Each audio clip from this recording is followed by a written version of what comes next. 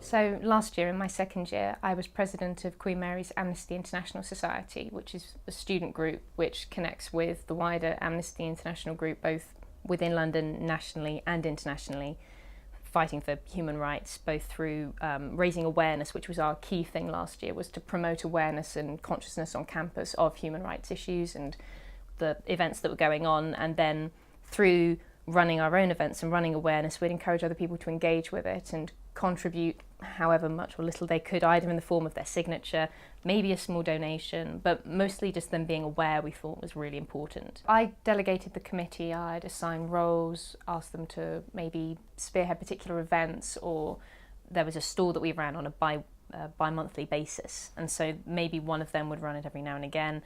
I'd also decide what events we're going to do with the committee. I also represented the society at the London Student Conference for Amnesty, which runs once a year, and students from across the UK come and get involved, and we hear speakers and testimonies, and we get involved in action in London, encouraging the public to become involved and raise their understanding.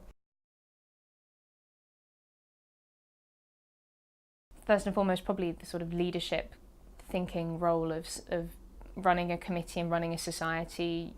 You have to know how to delegate, you have to know how to sort of chivvy people along who haven't necessarily been involved in that kind of work before, especially at university level. For some people it's their first time getting involved in these kind of things. With that came a lot of organisational skills. You're organising a committee of 6 people, including yourself.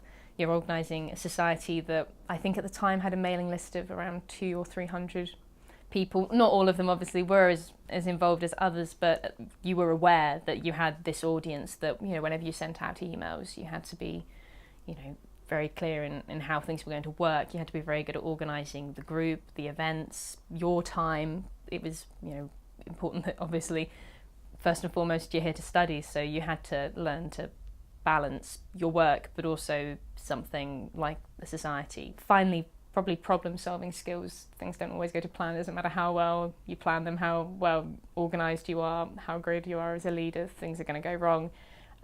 Which they did every now and again, and so being able to sort of accept that, quickly move on, work out how to either fix it, redeem it, or just absolutely, you know, cut something loose and decide it's not going to work, we've got to do something else and build it from the ground again.